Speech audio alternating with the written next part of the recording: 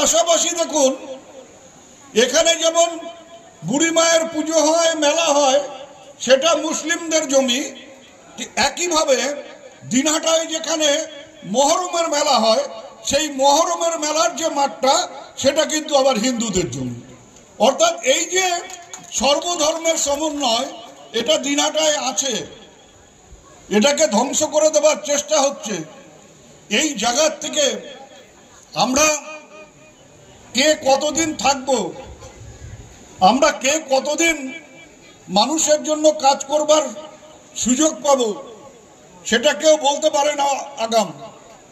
কিন্তু যতদিন বেঁচে আছি, যতদিন কোমরে জোর আছে, যতদিন মানুষের পাশে গিয়ে মানুষের পাশে দাঁড়াতে পারবো, ততদিন একথা বলতে পারি, দিনহাটার বুকে যারা হিন্দু মুসলমানের মধ্যে বিভাজন তৈরি করবার চেষ্টা করবে, তাদের বিরুদ্ধে রাস্তায় দাঁড়িয়ে, রাস্তায় নেমে আমাদের লড়াই সংগ্রাম, সেটা যেমন আগেও হয়েছে এখনো হবে। আজকে কেউ কেউ আগে হয়তো চায়ের ব্যবসা করতেন, এখন তারা কেউ কেউ হয়তো সিঁদুরের ব্যবসা করছেন। আগে গরম চা বিক্রি করতেন, এখন গরম সিঁদুর তাদের রক্তের মধ্যে দিয়ে বয়ে যাচ্ছে। সেই সিঁদুর বিক্রি করবার জন্য একেবারে উত্তরবঙ্গের আলিপুরদুয়ার পর্যন্ত ছুটে আসছেন। কিন্তু আমার বক্তব্যটা হচ্ছে যে এইভাবে মানুষের মধ্যে বিষ ঢুকিয়ে দেবার চেষ্টা করবেন না। মানুষের মধ্যে বিষ ঢুকিয়ে দিয়ে, ধর্মীয় বিষ ঢুকিয়ে দিয়ে মানুষে মানুষে বিভাজন তৈরি করবার চেষ্টা করবেন না।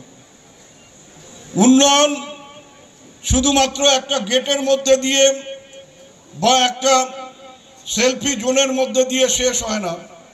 উন্নয়নের বেসিক ব্যাপারটা, উন্নয়নের প্রাথমিক ব্যাপারটা হচ্ছে একটা সুস্থ সুন্দর সমাজ গড়ে তোলা। আর সেই সুস্থ সুন্দর সমাজ গড়ে তোলবার জন্য যে জিনিসগুলো প্রাথমিকভাবে প্রয়োজন, তার একটি হচ্ছে এই যে ধর্মীয় বিভাজনকে রুখে দেওয়া এবং ধর্ম নিরপেক্ষতাকে বজায় রাখা। আমি আমার ধর্ম নিশ্চয়ই, আমি আজ সকালে এসে এই মন্দিরে পুজো দিয়েছি।